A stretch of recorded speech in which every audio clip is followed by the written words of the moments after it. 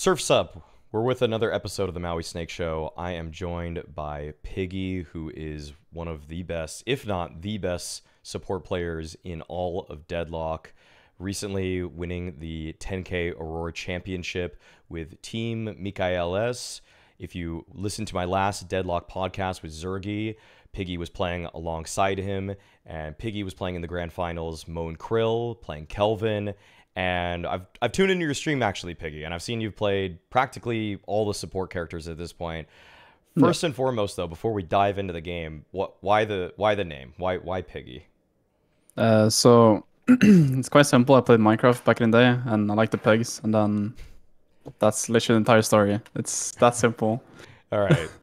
Nice and clean, easy. So obviously, I mean, you mentioned already Minecraft there, but I'm sure that wasn't the game you were playing right before Deadlock. It'd be pretty crazy if it was, actually. I feel like I don't even know how that would even make sense. But what were you playing before Deadlock came out? You want everything, or just like what were you most recently competing in, at least? So I played the finals. That game kind of died out real quick. I tried to do content for that. Didn't go well, but in terms of competing, it would probably be like Apex.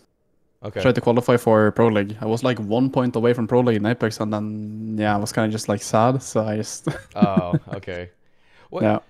So there were some people that were playing Apex that were playing in. I'd say, like, of the people that are joining into the Deadlock circuit and playing at a high level, I do feel like it's been a lot of Overwatch people and Apex people. But I feel like most people can wrap their head around why Overwatch makes sense. It's a hero shooter. But why do you think so many Apex people are moving over? I don't know, to be honest. It could be that the game is turning into more of a controller game, and MK players have more like freedom in this game. Okay. I feel like this game is gonna stay MK for a long time, or like forever, I think. So. Okay. All right. So like, that's one of the things that like drew me like away from Apex because of all the controller, and like it was just like not fun for me anymore. Is that they have aim assist in that? Yeah, they have 0.3 now aim assist, and they have like some rotational aim assist or something. So they basically track you as soon as you start moving, right? It's like inhuman. Yeah. If I start strafing left, the controller tracks automatically left. It's like inhuman reaction type thing, and yeah, that's kind of unbalanced. That's so busted. Yeah. That's so lame. Do you think that the fact that Apex, I'm pretty sure Apex was on the Source engine, right? So yeah, it's the same kind of like a lot of movement there as well. So I'm used to tap strafing, I'm used to super gliding, all of those kind of mechanics. Okay, yeah. Do you think that's giving you an edge mechanically moving into Deadlock? I would say so. Like I transitioned quite easily since I also have MOBA background. I played League for a while. I got to Diamond in League, so I have MOBA background. Okay. And also I have Overwatch background as well. I was like top 500 in like season 4. It's a while back now, but.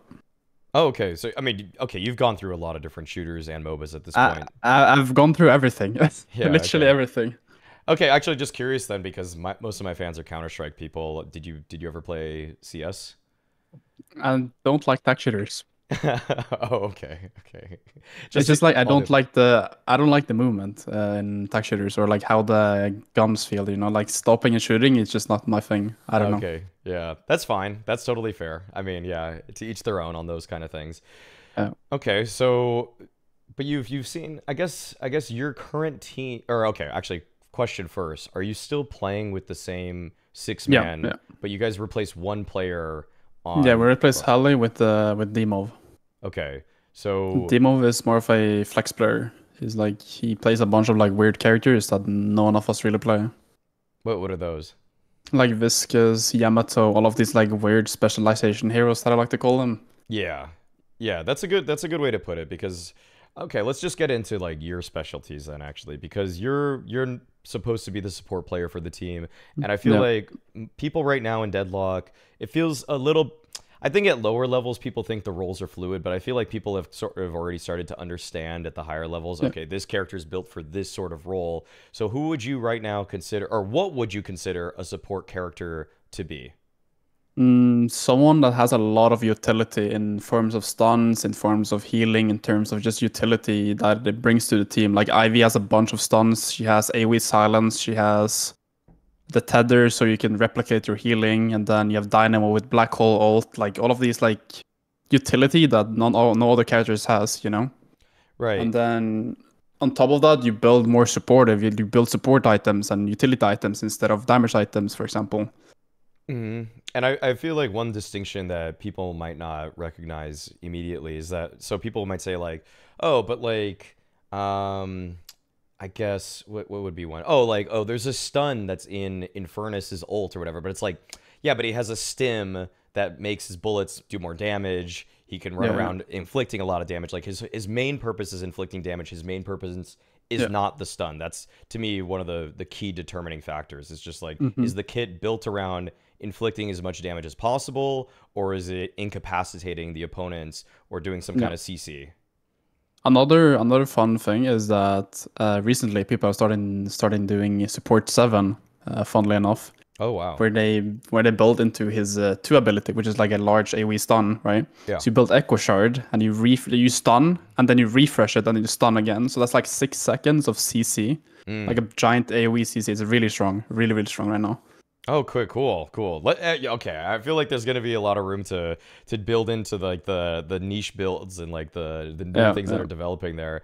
But okay, I guess another thing about supporting is that most people, when they're drawn to these kinds of games, they want to be the person that's fragging out. They want to be the person that is the Infernus, the Haze, that just jumps in, ults, and just does tons of damage. But what drew you to the support side of things?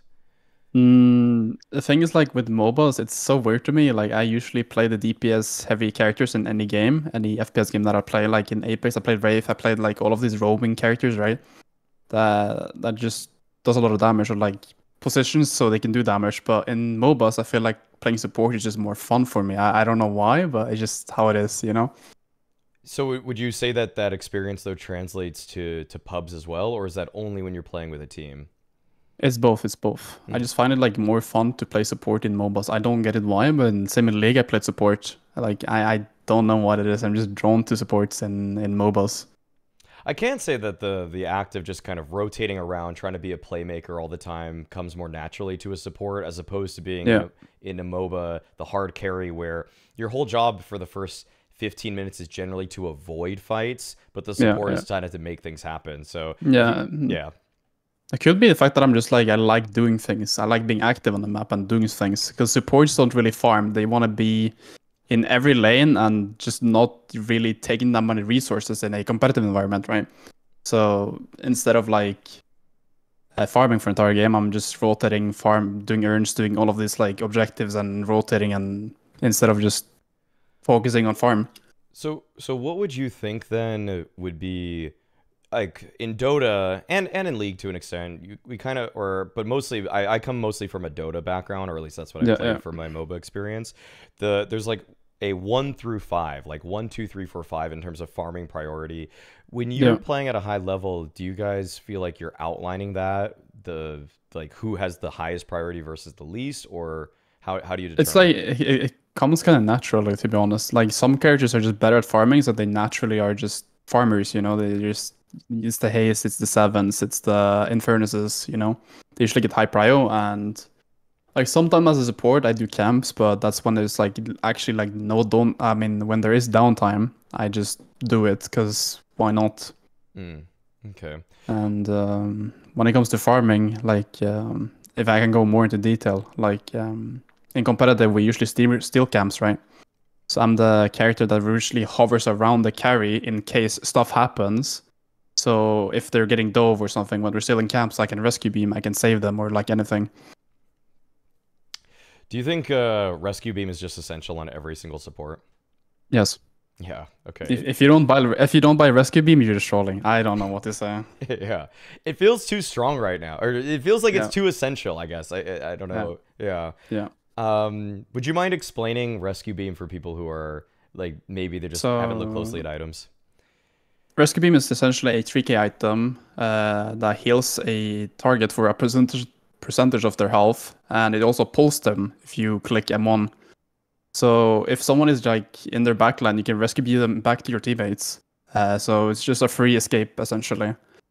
Really good against bebops, raids, any kind of utility that locks people in play. You just grab them and then they're gone. I guess Mo and Krill would probably be another one. Yeah, you bring Monkrell with you actually, with your rescue beam, your teammate. Yeah, yeah. So you can like kidnap a Monkrell, so it's kind of funny. Right, right. Have you actually used? I haven't seen you do this, but have you done like a paradox swap and then you rescue beam paradox back to you guys ever? Usually not, because my paradoxes they just build warpstone, so I don't need to. Okay, okay. But if they're super deep, I do it. Yeah.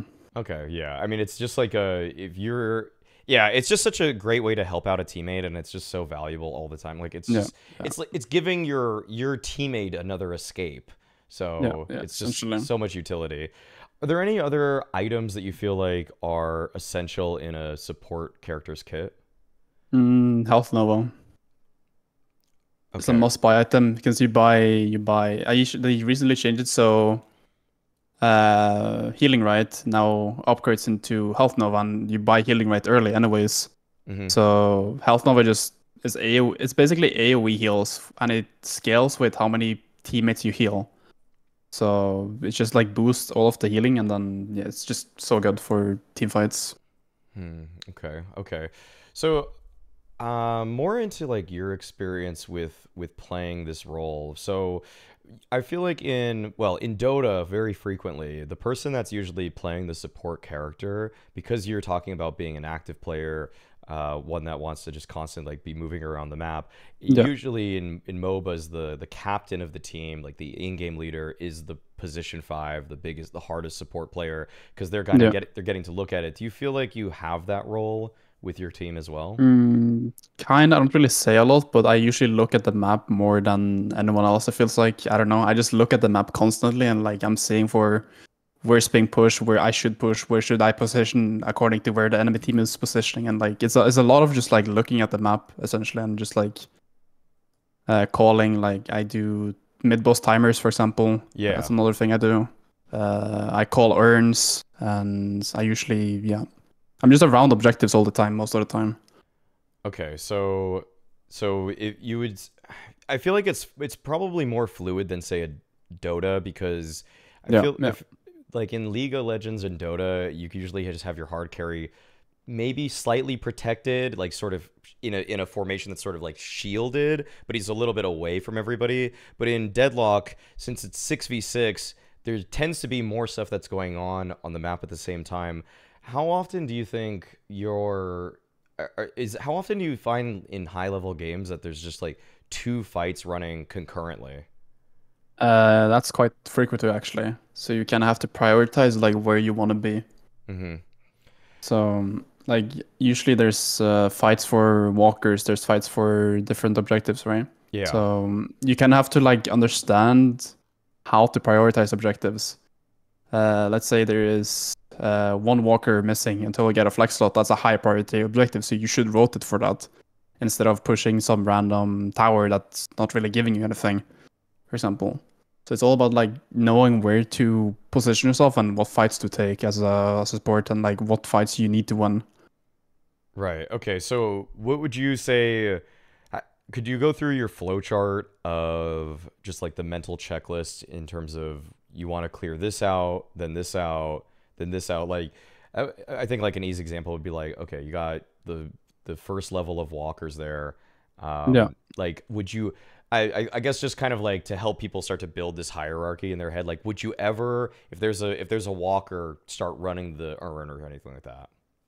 It depends. Like if the enemy is like pushed up, you can grab the urn. And then it's hard because I want to demonstrate with like a map right now, but yeah. If you grab the urn, right, and they're like, let's say the urn is on the left side of the map and like the deposit area, then your teammate can go and rotate for the walker while you're pushing urn, so that you're like baiting them to push the urn, and then you get a free tower essentially. Okay. So there's like a bunch of things you can do. Yeah, that's cool. Okay, I didn't really. Yeah, okay. So the because like let's say like 5 people group for the urn because they're like, we need to contest this urn. Then your teammate just goes to a completely different area of the map and they pressure that. It brings like 1 or 2 people. Then another teammate can go to another walker and you pressure that tower. And then the enemies are kind of just standing there doing nothing while you're doing stuff on the map while contesting urn. And then it's a bunch of like mind games essentially. Yeah, I noticed the best games that I end up playing myself are just like when there's like a very clear push and pull where everybody knows who's like how to pressure lanes and Yeah, yeah, how to react, and also you're usually kind of like baiting people to rotate so that you can pull yeah. them away if they're going for an objective. Try to pull them away or anything because it's just not this it's just not in this game's nature right now to just 6v6 way too early. No, no, it's just if you lose the 6-6, you lose too many towers, you lose too much. So also there's no incentive to like fully 6v6 because there's Yeah. no objectives pre 10 minutes. Yeah, exactly. Yeah. And Yeah, you're also just, there's just so many resources that it feels like yeah, even if you, unless you actually win and kill all six of them, which will never happen in any kind yeah, of yeah, reasonably leveled lobby, there's just so many resources like neutral camps, other lanes, other walkers, guardians that you could be doing that are more valuable than just kind of sitting yeah. around and waiting for the right initiation or to counter hmm initiate. Yeah, because kills really don't give a lot of money early on, and camps just are just better. So there's no incentive to fight. Just pressure like guardians early, and then rotate for objectives later. Okay, actually, I think that's one thing where a lot of people have had to start to shift their mindset from other MOBAs. Where I guess in League and Dota, it's sort of the case where you are supposed to like farming is very important. A lane of creep is very important. Yeah, But yeah. what do you think about in Deadlock? Like in the first say 10-ish minutes, prioritizing getting last hits or prioritize like a kill. It's a balance, of course, but Yeah, what yeah. do you think it Like is?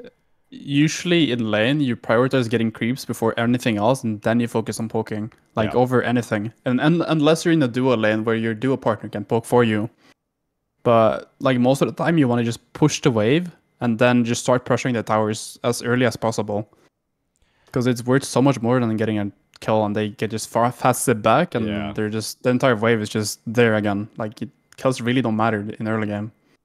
What? How much? Actually, do you know the soul count? Like how much? How many do you get for a kill in the first, say, 2-3 minutes? I don't actually know, but I think it's like okay, one wave is like 300, Yeah. and if I die early, I think they get like 150 or like 200 souls or something. It's like it's not really, Yeah. you know. I would have said it's something around 150 to 200 myself. Like Yeah, it's like it's half a around the wave. zero. Yeah. Yeah, yeah. Yeah. So it's not So really even.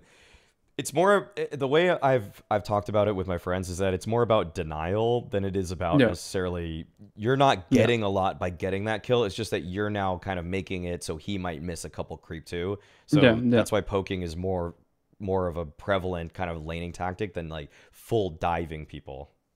Also, another thing is if you're able to pressure the creep wave and push it into the tower, you can pressure parrying their punches if they want to last it, you know? Hmm. So you can stand on top of their minions and just bait them into punching or doing Yeah. stuff like that, and then you just parry them. That's a free kill again, and Yeah. then they lose the entire wave. So it's like you really like you're just poking and doing stuff just for the creeps essentially.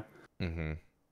Yeah, you're pressuring them to punch a lot, and you also once you're aggressing their tower, you start getting infinite ammo and just way more bullets Yeah, because you're sliding yeah, down their ramp over and yeah, over again. Yeah. yeah, So okay, I kind of wanted to we'll come back to like the micro and some heroes and things like that. I want to get your yeah, thoughts on a lot of different stuff, but I'm kind of interested still in like the pro scene of this game and how it's developing right now. So you were just telling me before we even started recording this that you're not really playing the matchmaking anymore. You guys are playing lobbies, like you're playing private yeah, lobbies, pugs. yeah, yeah. Right now we're playing Pogs because they feel way higher quality for how I want to like play the game. I just want to improve as a player, and matchmaking doesn't really make me do that right now because like the best players are split between different lobbies, right? So it's hard to get a like actual good lobby. So that's why we're doing Pogs right now, which is like really closed, where only a few players are allowed into. It's like a vouching system. You first of all you have to be high elo, and then second off you have to get vouched in by the rest of the Discord. Some people can call it like elitist or like gatekeeping or whatever, but I feel like that's kind of necessary if you want to like have a good competitive environment. That's how it really was in the beginning of CS:GO in North America. People were doing Yeah, well, technically they were doing money 10 man, so you would even have to you'd actually even have to put like $50 on or $20 on the line just so that Yeah. people wouldn't be throwy and too crazy. Like even though I mean like they weren't trying to make the price like it wasn't really even about the money necessarily. It's just that Yeah. by even playing this game, you're putting something on the line, and people aren't gonna just throw away $20 every No, single no, time. no. Like you No. feel stupid, and you kind of also waste all of your teammates' time too, who are just gonna Yeah. get mad at you and then tell you to get out of here. So Funnily enough, that's actually happening on the NA side already, where there is kind of like wagers where the top 2 players or top 3 players are getting money for doing well in pugs. okay. So I think that's gonna happen in EU as well at some point. I don't know when, but it's probably gonna happen. It doesn't really have to happen, but it's just an insurance policy that Yeah, people yeah, pay yeah, before the game starts, just so that you yeah, know something's on the line and you're not going to just like if you throw, you're going to feel extra bad, and people are also going to get extra mad at you. And yeah, yeah, honest mistakes are a different thing, but it's more for the people that are just they can't control their emotions, people that yeah. want to goof around way too much, like. But actually, then I want to turn it to so these pugs exist. People now know about them. But what do you think about? I guess the matchmaking right now in general. Like, would you like to see Valve do anything with it? Probably make it stricter. I don't know. It's hard to like actually say anything about it because like we don't have rank, we don't have anything. It's just like hidden MMR, so we don't actually know what people's ranks are or like any indication of where people actually are. So it's kind of like I know this guy, he's good. Let's invite him, and then we go from there. You know. Mm-hmm. Mm-hmm. Yeah, yeah. Okay, so that's good. Do you also on the pro side hear about? Are you guys hearing about contracts? Are you hearing about team signings yet? It's been a yeah. I think it's too early to tell essentially because the game is not out yet. I think the orgs are just waiting to see how the scene develops and stuff like that before they do anything. That's what I'm thinking though, but Okay. who knows? I've seen like Heroic, they're making like a Deadlock Twitter account, and then I think Liquid is sponsoring another tournament this weekend. So they're definitely looking for it, but I haven't heard anything about contracts or anything. Okay. Okay. So let's see. I mean, what I about the what? Oh, did you I have? know about Sunset. He got signed to some Russian gambling org, I think, as a content creator for now, and then maybe he will make a team out of that at some point. Oh yeah, I think I heard something about BetBoom making Yeah, some. yeah, yeah, Yeah. yeah, yeah. Yeah. That's what I mean. Yeah. No, I don't have. I mean, there's not a sponsor on this video. I'm just making these just for everybody's education, Yeah, basically. So yeah, I'm not putting on anything right now. But no. So okay. So what about the tournament cycle right now? You guys, I know that there was like some showdown stuff, the Aurora one, for example. Is there anything on the horizon? Actually, this weekend there's a downtown showdown tournament on 27th to 28th, I think. And then on the 29th, there's like another like tournament if I can find it. It's some Apex people that make it, I think. Boom TV is hosting another tournament. Okay. So when it comes to tournaments, we just like sign up to everything and just play it because it's Yeah. good practice and money. So Yeah, that's what I was gonna actually get onto. Was just that. So right now, does it feel like there's enough, or do you? I mean, it's still like really early. Like people yeah, are just yeah. finding out about the game. People are starting to finally get good at it. People are getting more structured with these pugs and everything like that. But would you? I mean, how does the tournament set? Like, is it well saturated, or would you like more? I would like more tournaments. Yeah, like tournaments every weekend or something. Hmm. Right now, there's not like any teams that I have like developed other than my team and some North American team. Okay. So there's like no scrims to be honest right now. Oh. That kind of sucks. But Yeah, yeah. I guess then. So I don't think since I last talked to Zergy, I don't think. Did you guys play another tournament since then? I'm not sure. we played the recent one, the downtown something to qualify for this weekend's tournament or something. Okay. Okay. That is the recent one where we replaced Helle with Dimov. Okay. Right. Right. Yeah. Okay. Let's start moving into some of the more micro stuff. Okay. This is the stuff that I'm still really interested in. Like, okay. So Zergy had this perspective of like he was very familiarized with hard carries, Mm-hmm. Haze and Furnace. everyone like that. But I'm curious about your sort of support takes. So first off, like, which of the characters right now would you are the ones that you would even play? Like, if in your role of support, you mentioned Ivy already. I know you play Kelvin, but like, what in your perspective, like, how far reaching is support as a label?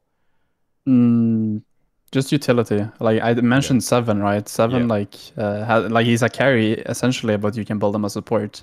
Like any character can be built as support, but it comes down to how much value do they actually give. Okay. Um, but like when it comes to supports, like what I think now is like Kelvin, Dynamo, Ivy, and then um, Mo's kind of like a support tank, kind of like utility as well. Yeah. Seven right now is being worked on or like getting tested. Feels really good to play in Pogs right now. Mm-hmm. Um, but I feel like supports in this game are not really supports in a way. They're still damage dealers. Like you can still do so much on supports. Yeah. It's like, yeah, that's what I like about this game. Like if you're playing support, you're not really playing support in a way. You're just like, you can still output a shit ton of damage. Yeah, yeah, everybody's a little bit more flexible. Like they Yeah, give them a yeah, good gun. Like nobody, I guess the thing is that in Dota, for example, you'd have certain characters where I think the most typical support people play when they start playing that game is Crystal Maiden, who has a very slow attack. A lot of her abilities do a bit of damage. Her ultimate does, but like her whole kit's about slowing, freezing people, providing mana to teammates, and everything like that. But with Deadlock, it's like everybody has a gun, and even the supports have like you can build into your kit yeah, to make yourself do more damage. I mean, I think it's even interesting that you're and this happened in Dota also. Like people would sometimes play a carry or a character that people assume is more of like a carry or like a middle laner, but then they actually play it as a support. And it's cool to see that actually Deadlock has that kind of flexibility. Would you say that the flexibility between shifting a player or like a character into a role is more about item choice and playstyle than it is just hard stuck yeah, in the character? yeah, yeah, 100%. It's about optimization and how you play the character and how you position yourself 100%. Like funnily enough, I've seen Vindicta support What? where you, yes, where you build Crow and you build Rescue Beam and you Oh. build a bunch of like utility items like Knockdown and Silence and Slowing Axe. Mm-hmm. Right, so you're still sitting far back with Vindicta, right? So you can rescue beam people because you're not essentially in the fight, and you have the snipe to finish off people that are tanky, and you have the crow for healing reduction, and a lot of like bleed damage. So like you don't need to play Vindicta as a hard carry like Mikkel does, you know, but you can still build her a support or you know. Yeah. No, that makes sense. No, no, no. That's what I think. That's something that's really exciting about Deadlock in general. Like you're not just hard stuck into one sort of role based off of like if it's not it's just like it's not completely trolling to say I'm gonna try playing this character in a way right now that's off meta, and that's not even just because the game is new. It's because the game actually allows you to do that, and the itemization, like you're saying, optimization is just like you can take it in so many different directions. Yeah, yeah. 100%. I mean, like some characters are just built for supporting, you know, like Ivy and Dynamo. They're just like their entire kits just scream support. Yeah. But like that's what I like though. You can just build gun on Dynamo and like kill the Yeah. entire lobby, you know? Yeah, right. You can flex into whatever it is that you think the team really needs the most game to Yeah, game. yeah, yeah. Do you think though? I mean, like when Valve develops their matchmaking a little bit more, do you think there's going to be like a role queue? Do you think do you think the selection screen is going to always just be as it is, where you just select three to infinite characters and then they just throw you together? Because do you think that just going to be? I feel like it's going to be. It's a little bit unbalanced sometimes when I see 5 DPSy characters and then versus like 5 kind of support in air quotes characters. Yeah, yeah. I think they're gonna do something like a draft Okay. system in ranked Yes. where you just ban and then you pick and then kind of the same as you have in Dota and League. Kind Hmm. of same thing. Because Yeah. once we start getting more characters, there should be bans. Like we're already banning characters in Pogs, for example. Like Dynamo and Kelvin are just getting perma banned Yeah. almost. Yeah. Okay. because the utility is so strong right now. So that's why people have been starting experimenting with 7 support, you know, because the good supports are getting banned. So people have to experiment, you know? Oh, okay. Yeah, that makes sense. Yeah. Oh, it's out of sheer necessity because you guys are just banning all Yeah. the good ones. Okay, that's Yeah. funny. Yeah.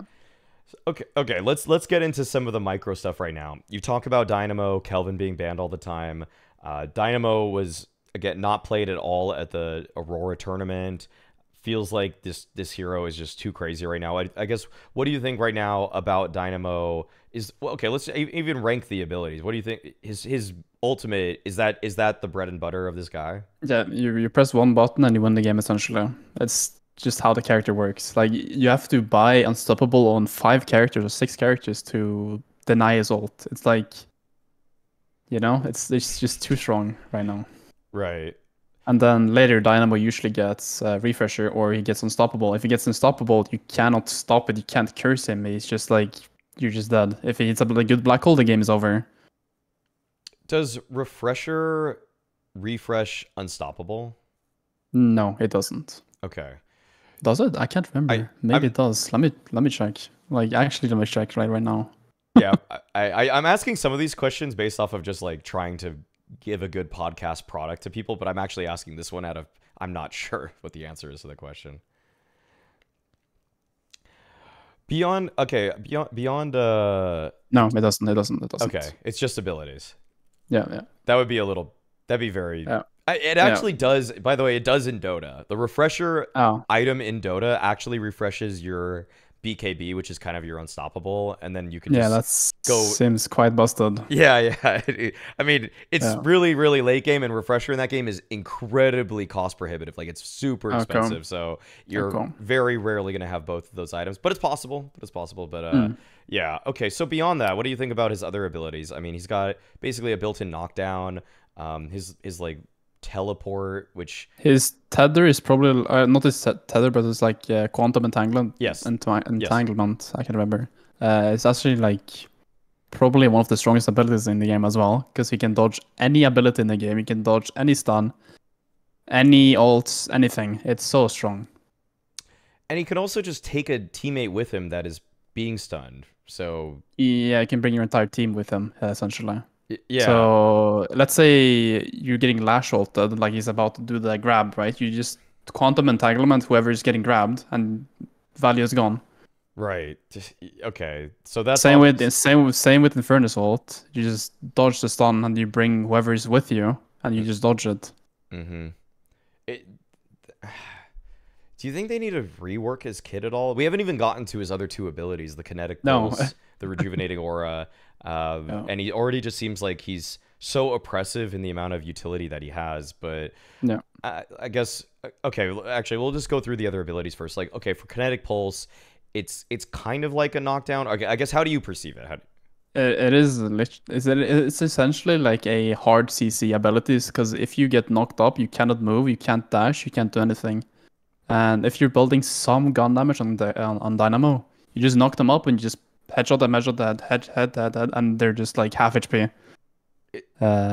So it's kind of like Wraith's ult, but you're just doing you have to be closer, I guess. Yeah. Unless you buy extended or like more range on the character. That's true. Which you're doing already because of the ult. Yeah. So it makes it so the pulse goes longer forward. Yeah. Any range booster helps all of his abilities, actually. Yeah, which you build already because of his ult. Yeah, so his entire kit is just extremely busted right now. They have to rework his entire kit to like make him not good. Yeah, it just feels like he's too automatic in terms of a game. Like it just feels like I need this guy. If it's a pub lobby and I have one, I just feel way better than if he's on the other team and I'm just like, all right, now this guy I have to just avoid him the entire fight, or I have to just make sure we kill him one-on-one or something. It's so difficult.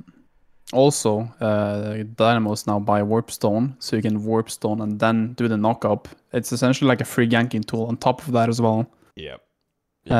Warp Stone into ult, you can just sit on a high ground or something, drop down Warp Stone, black hole like 3 people, and you win the game. Okay, actually, yeah, that's something I wanted to talk about too. In terms of like positioning in team fights, high ground, low ground. I feel like it seems intuitive that you would want to be up there, but I feel like in a lot of games you're going to see people just kind of like hanging out around like ground level a little too Yeah. often because they want to just, they want to dish more damage out. They want to be shooting their gun all the time. But Yeah. what do you think about like when you're positioning yourself, and if say you're a Dynamo, how do you want to stand in a fight? Kind of like in front, just like in a corner, like ratting and looking for stuff. Just looking for opportunities, essentially. Mm. In the middle part of the map, there's this giant like skyscraper thing. You can actually get on top of it now with the new wall bounce. Because the upper part you can't reach it, but if you wall bounce into a double jump, you can reach it higher, like all the way on top. Oh, okay. With any character. So sometimes I just sit there and I just like look at like where people are going. Mm-hmm. And if someone is overextending, you can basically use that information and your utility as a support, because you have stuns, right? You just use that to get a free pick sometimes. Oh dang. Yeah. No, that makes total sense. Yeah, no, that's and what do you think then of like, yeah, having high ground, you get more vision, you can see things, communicate it, relay it to your team and everything. What do you think about the way that I guess Deadlock's vision works? Because it's like a fog of war that's just built into literal visibility as opposed to some other kind of like shrouded map stuff. I think that's a good thing because it allows for plays that are not really in any other MOBA game. Like if you're able to sneak behind someone's field of view and just walk behind them, it's just like, you kind of just outplay them because they're not looking around. It's a good mechanic in my opinion.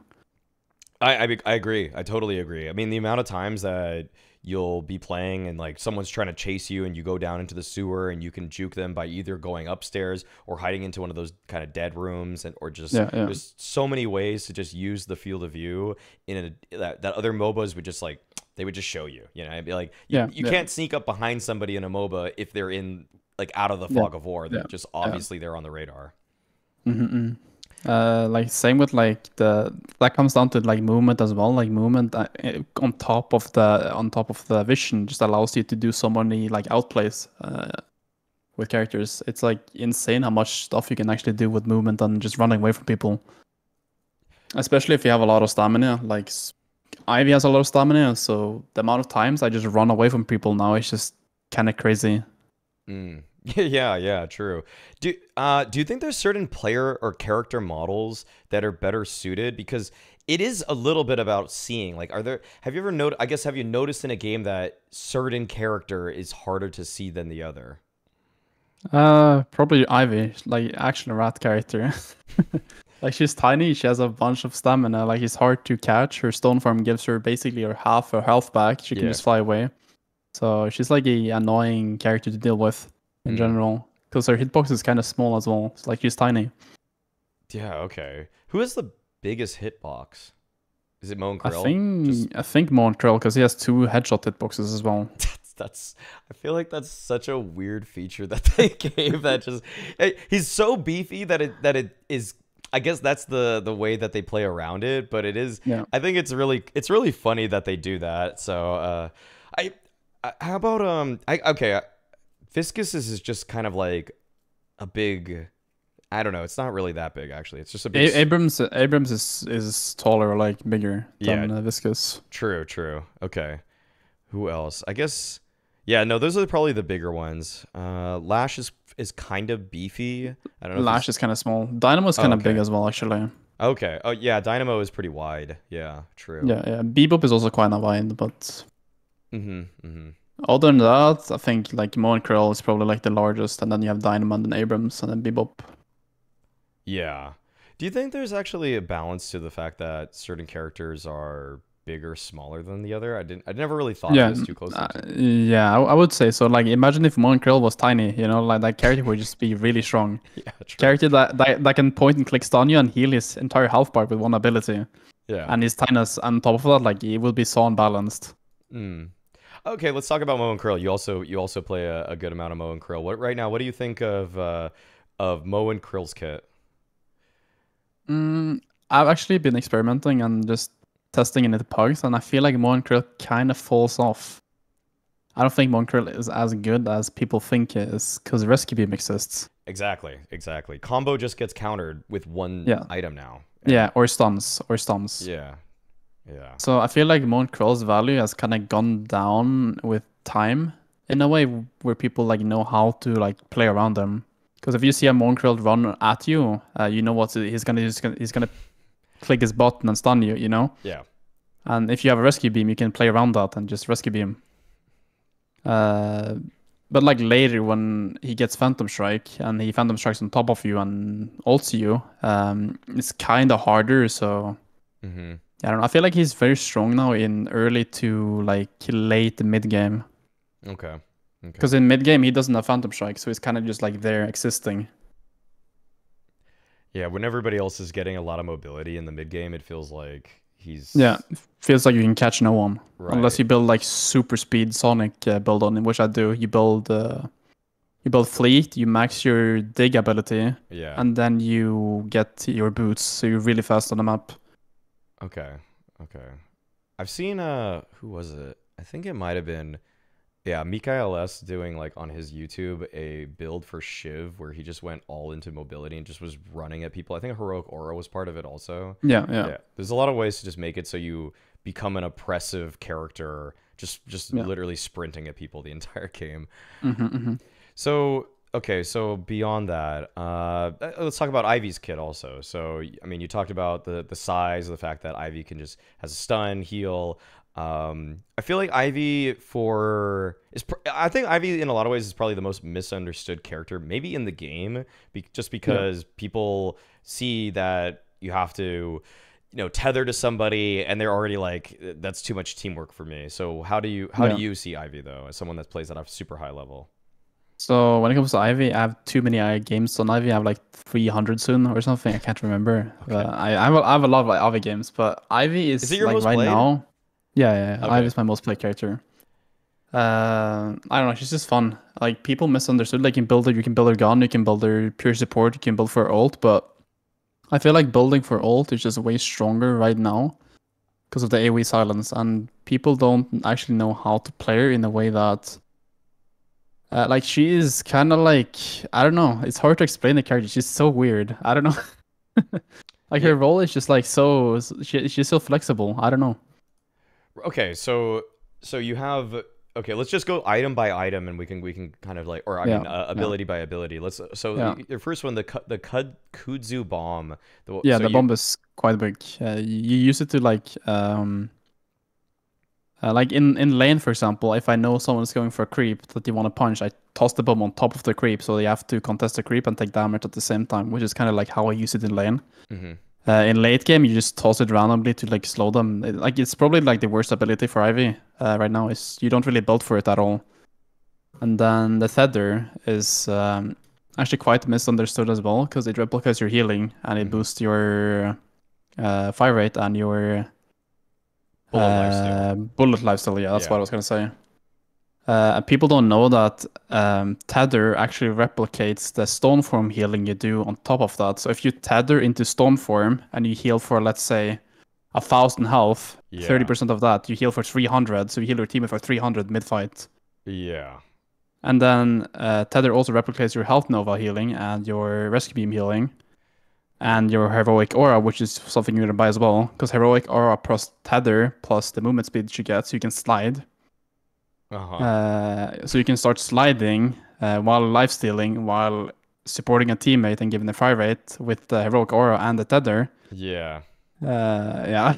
And then the tether itself gives a movement speed bonus later on as well. Yeah. It's 2 MS plus the heroic aura plus boots. It allows you to just permanently slide. Yeah, you're just shooting constantly. You're just So you don't actually need any bullet items or like gun items essentially to have infinite ammo. You don't build any mag on her. Okay. And like that's how I play her though. I play her for ult because I feel like ult is like stronger, like I said. Okay. In a competitive environment. Well, why do you think, or what do you think makes it better in a competitive environment than say a pub? Because it's more coordinated. Like you can coordinate your airdrop way better. Because you know where people are gonna position themselves. You know that people are gonna group for bosses. You know people are gonna group for objectives. And then it's kind of like easier for me to like understand where people are. While in pubs, people can just be anywhere. You don't know where people are going. True. Okay. Yeah, enough on that. But like Stoneform, right? Stoneform. Yeah. Let me go through every ability. Yeah. Stoneform, right? Stuns them for a short duration. Heals you for a bit until you max it. You heal for 30% or 38 with healing booster. Essentially, just like you can dodge any CC with her ability. Stoneform, you can dodge any CC that's put on you. You can dodge knockdown, anything. It's just quite strong for fights. It combos really well with your ult because you're flying around the map. You drop your bomb, and then you Stormform after the bomb, so you have basically even more CC. And what I do is I build some punch items on top of this, so whenever I stun them, I can punch them and deal a burst damage. So yeah, she's like a kind of like a complicated character. In a way. Yeah, that's the thing. I think it's just that like it feels like you kind of are one character that is flying up, dropping a bomb, doing a stone form, like big burst of damage right there. But then you're also doing this tether that I guess what do you think is like an average sequence for a fight? You kind of like you fly, you stone form down, then you tether after a punch, or how do you? Yeah, so what you do is I'm not gonna read the ult because the ult is like a massive list, like a new League of Legends character ability. It's so much stuff happening actually. Yeah, you can just like it's just a knock up and it's a silence. That's all you need to know. Silence is at max level, tier 5. Yeah, which is something you should rush if you're playing support. But yeah, you drop your bomb, you knock them up, then you stone form on top of them, and then after you just drop on them, you punch them, and then you pop your heroic aura with your tether, and then you start sliding on them. And usually there's a teammate around, and then they get heroic aura and tether, and then you just keep fighting essentially. Okay, so actually, one thing about the ult is that you can grab a teammate as opposed to getting the bomb. So what are some situations where you found that grabbing a teammate is, as opposed to the bomb, is valuable? The fun thing is, like most of the times, I actually grabs teammates in fights instead of just flying, because there is a wind up. What is it called? Wind up. Wind up. It's like a wind up of 1 time? second. Yeah. Whenever you ult, but if you grab a teammate, it's instant. Okay. So what I do in a fight sometimes, I pick someone up and just throw them down instantly, so the bomb goes off immediately. Okay.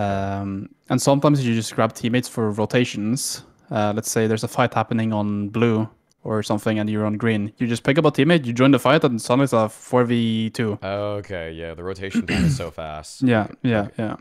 Okay. And then, it's so hard to talk about it because she has so many different mechanics that you need to understand and learn.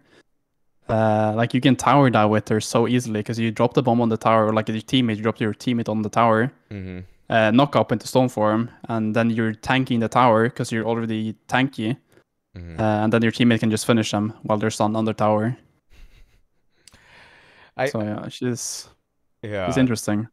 Yeah, there's just so much going on with Ivy that it's cool to see it at a high level play. I feel like it's you just don't usually get the same amount of effect. Definitely a character that's more tuned towards like competitive lobbies as opposed to like just if you're gonna just join and play her. I just don't feel like you're maximizing every ability, because you for the airdrop, you just want somebody you can trust or that trusts you on rotations and everything like that. Like you could, I guess you could play Ivy with a duo queue at bare minimum. Like, you're just not solo queuing as much with it. Yeah. Also, her laning is very bad. Her laning is very, very bad. Like her gun does like no damage anymore. They nerfed her gun by a lot. So in lane, I buy monster runs and I buy basic mag so I can farm. That's how bad her gun is. Like I need items to farm. That's just how bad her gun is. Oh, that's too bad now. Okay. Yeah. Okay, was there? There's another. Okay, we did Dynamo. We did Kelvin. Ivy. Okay, Kelvin. Okay. Yeah. All right. Let's do it. Kelvin got a little bit of a change recently. Some nerfs in the direction of his Arctic Beam, but the Frozen Shelter now freezing objectives is a really cool change for him overall. But we'll get to that at the end. Okay, let's do. So okay, first off, if you're laning, actually, I want to know like what is the first ability you get if you're laning. If you are playing support, you buy beam. If you want to like poke people, you buy the nade. I like doing beam because it's just really oppressive in lane because you can deny souls with it now, Yes. Yeah. and it's just really oppressive in lane. Because if someone just oversteps a bit too much, you can pressure with your Arctic beam so hard you beam them for like half their health bar, and then later you can get like range extender, reach it's called, and then you basically kill them under tower with the beam. Yeah, I mean, okay, by the way, for people that are maybe just watching this, like, I'll link it below instead of just even linking your YouTube channel outright. I'm just gonna link your Kelvin guide. Your Kelvin guide is super good, really valuable. You explain the abilities in a lot of depth already right there, but we'll keep moving through it here. But if people want a more in-depth version of this conversation, check out Piggy's YouTube channel. So beyond that, so Arctic Beam, yes, you're denying, you're harassing, you're slowing people with it. What do you think about the frost grenade? It feels like you weren't really prioritizing this one in your guide. I mean, you get one early, but it's not as big. If you're building like gun, people have been starting building gun Kelvin now. Okay. Then you want your nade because it deals a lot of the burst damage. But the main point of nade is just getting it to tier 2 so you can start healing teammates as fast. Like that's the crucial upgrade of Kelvin if you're building like pure support. Yeah. The heal is just like, it's so, you drop that in a fight and it's not quite obviously like the same effective as a frozen shelter, but it's kind of like a frozen shelter light. You get to heal, you do damage, you're slowing them. It's almost like the same thing as frozen shelter. It's just a one-off burst as opposed to like keeping them in that bubble for so long. Yeah, pretty much. Ice Path. I liked how you explained this in your guide, so walk us through this one. So Ice Path is literally like Calvin's mobility and ganking tool. Like he used it to get high ground of people. Like Kelvin being able to stay high ground opposed to being on the floor allows him to just scout a lot and be like annoying without people really being able to deal with him quite easily. Because from high ground you can use your rescue beam, you can use your nades, you can use your beam, everything, and you can't really get contested as easily. And if you see any utility being used, you can jump down and use your dome, for example. And if you're ganking, you can use iPass to go really fast and just gank a lane super quickly and go back to your lane again. You can use it to do earn, like it's so flexible. Like it has so many uses, but yeah. How often do you feel like the fact that your teammates can use it, like how often are you almost helping your teammates get around with it? I really think about it, to be honest. Yeah, right. It just naturally happens. Like if I'm going somewhere, someone might follow me, you know. But mostly it's for earn or like small things. Okay. Frozen shelter. What do you think of it? So before it would allow you could basically just frozen shelter on the rejuvenator. And just get it for free. You get it for free. Now that it freezes objectives, I guess, what do you think of... Actually, okay, first we'll talk about the ability. I'm getting ahead of myself. Okay, what do you think about the ability first off? Like, yeah. It's stupidly strong. It's probably one of the best ults in the game right now. Being able to basically make fights a 1v2 or like 2v3 or like anything is just so good. There's just like so much utility you can do with it. Stupidly strong.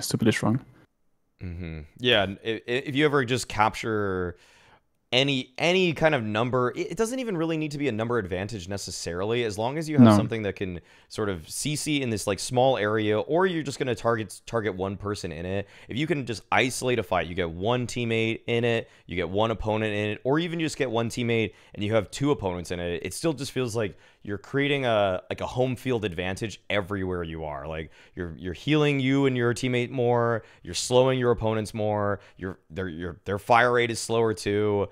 In the late stages, you are just flat out unkillable if you have any sort of spirit at all. Yeah, that's why I'm saying Frost Shelter is like top tier ultimate in the game right now.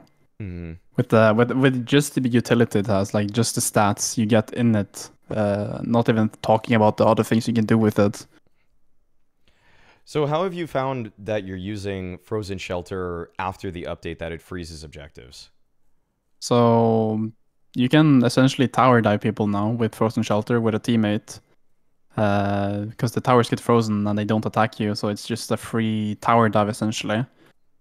You can do free urns, like you can bring your teammate and you can dome, and then they can do urn for free without being contested. And with rejuve, I found a new trick where you dome as soon as the rejuvenator lands, and you try and punch it. But the moment you punch it, you cancel your dome, so the dome disappears, and then you can the punch goes through. If that makes sense. Wait. Okay. So Okay, so rejuve. Okay, yeah. rejuve drops, it lands, and you can punch it. If you dome on top of it, you can't punch the rejuve. Right. But if you punch, you general punch, and then you undome, the punch goes through the rejuve, so you secure it. Oh. Even if there's people in the dome trying to punch it. So you just time your punch with taking off the shelter. Yeah. Oh. Okay. All right. That's a nifty trick. It's kind of good as well, because if there's a Yamato player, they're gonna ult before the rejuve, and they're gonna try and punch it. But if you Frozen Shelter when he's trying to punch it, he can't punch it. His ult runs out, you kill him, and then you just get it for free again. Okay. So they kind of like made him stronger in a way. Yes. Yeah. It depends. It's just that it now has a different type of utility as opposed to just putting it on it. And now you just are probably gonna get it. Yeah. It's more tech to the ability rather than just press one button and you get it for free. Yeah. No, that's cool. I'm glad you explained the difference now. I mean, I kind of knew that. I mean, the freezing of things was cool and like towers and everything like that. But no, the rejuve tech. I mean, Zergy kind of talked about it a little bit, but you play him all the time, so you're like you're trying out all these little things. Like, so are you actually literally you have the dome on it. You charge the punch, and as you're moving towards it, you let the dome go. Yeah, as soon as you know the punch is gonna land, you undome. Okay. Because then the objective is not frozen anymore. Okay. And even if you get parried, it doesn't matter because they can't get it. Right. Then you can try another time and try and punch it, and then time the dome again. Okay. No, that totally makes sense. Okay, cool. Yeah. How are you building Kelvin though lately? I build him for Beam. Beam is just the strongest team fighting ability in the game right now. It's AoE freezing, AoE slowing, and fire rate slow. And with items, you get AoE healing reduction with Heal Bane, and you get AoE. Yeah, it's just so good. It's so good for fights. Right. Like essentially, if you can use it to engage fights, because no one can really fight you if you're using your beam. Essentially. Okay. And if your teammates get jumped by someone, you just beam them, and then suddenly you're at a advantage already. Okay. So it's like a good peeling tool and a good engage tool. It's incredibly versatile anytime there's like an opponent or opponents around you. Yeah. Okay, I think that's good on those ones. So I know you've played Mo and Krill a bit. You're talking about Support 7. Have you tried playing Support 7? I played like 2 games today actually. Okay. And it felt good. It felt quite good. Really? Okay. But I need to experiment more with Support 7. Okay, so why you've been alluding to it. So how is it feeling, and what do you think about the viability of it? I think it's viable, very viable. When the other good supports are banned. Because the other supports just provide more utility. Okay, so I think it's good. I still think it's actually good though, but we need to like find any like team comps where it like actually works quite well in. So it's all just based on using static charge. You're stuck with a delay, using that, and then using refresher, and then just echo shard. Echo shard, yeah. And then just doing it again. Yeah, and then you're using improved reach on your thing, so the stun is even larger, and then you buy some support items like Divine Shield. What is it called? Barrier? Is it Divine Barrier? Yeah, Divine Barrier. Mm-hmm. And then like Health Nova and stuff like that. Okay. So you build them like quite fast, so you have movement speed, so you can roam with your and just gank with your stun, essentially. Yeah, it's real. I mean, that would be a really good catch. Yeah, and if anybody, okay. Do you find anybody else to be like, okay? So you kind of mentioned the fact that you swapped out one of your teammates for a guy that plays a lot of the weird characters. Yeah. So have you played Viscous much? I always kind of thought of Viscous as sort of a support, like a lot of utility in the kit, but it doesn't really seem like what you're going for as much. You can do Echo Shard for Cube. You build for Cube. You build all the support items like Rescue Beam, and you build for Cube, so you have 2 cleanses, or well, 3 cleanses with your Rescue Beam, essentially. I think it's not good in pubs, but I think it's quite strong in pogs or like any like competitive environment. Okay. So I need to test it. Hmm.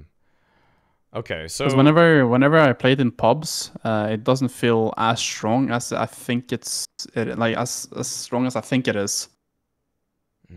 Okay. Okay, well, I mean, I feel like I guess we could go with Mo and Krill. We already talked about him a bit. Falls off. Yeah, Rescue Beam's been such a strong counter to him in general. Yeah. I'm curious right now, just from your experiences in the pugs, a really quick ranking to cap this kind of thing off. Like, are there any characters right now that you think are? I think Dynamo is kind of in your S tier, but is there anything that any characters, doesn't have to be support or anything like that are sort of in the F tier, like the lowest tier of a character, or just playability? Probably. I don't know. It's either Geist or McGinnis. Okay. And why do Because you? Yeah. Geist is just very slow right now. Like she's very slow, very slow. Like she can get caught so easily, and she just has to swap to defend herself essentially. Yeah. Right. And McGinnis is just also the same thing. She's just kind of slow, and like she has no, she has catch with the wall, but like there's other characters that do her job better essentially. Because people play McGinnis more as a split pusher, but you have Wraith for that, you know. Yeah. No, I agree. I mean, Wraith just seems more mobile. Yeah. The catch is just better with the ultimate and everything like that. The fact you can teleport away as well. I guess laning is pretty good with McGinnis though because of the turrets, but then you are sometimes giving them souls too. So that's kind of a weird trade-off. Yeah, no, I can agree with that. I feel Geist and McGinnis can I mean I think your points are really accurate about them both. I feel like I what do you think about Gray Talon right now also? I think it's quite bad. I don't know. Like he does a lot of damage, but like other characters just do what he does just better. Like his ult is cool and all, but would you rather have a Dynamo than a Great Talon ulting across the map, where Dynamo can just roam around the map and just press one button and kill your entire team? Yeah. I feel like it's also just like you're sort of between characters. Like I feel like Vindicta is just better too if you want to do more damage. Yeah, so, sure is. Yeah. So the Great Talon's in a weird one. Okay, we've gone for over an hour on this one. If there's anything that you were to say to the Valve devs about Deadlock and how it's going right now, first of all, what do you think is like a really big positive that they've done? Just fixing stuff that are like crucial. We recently had the soul sharing problem. Yeah, soaking. Yeah, the soaking problem that we had, and they just patched that out in like 2 days or 3 days. So they're really quick when it comes to like patching like major problems that we discover, which is really good. And they're also like listening to feedback from us, the higher tier players, and yeah, I like that they're like really communicative and stuff. Oh, they've been incredibly involved. The Discord, the forum, everything. Yeah, they are. Yeah. They're really on the ball right now. Yeah. If well, I guess you already have access to talking to them, but if you were to change anything, or you say, what would you want them to focus on in terms of game improvement?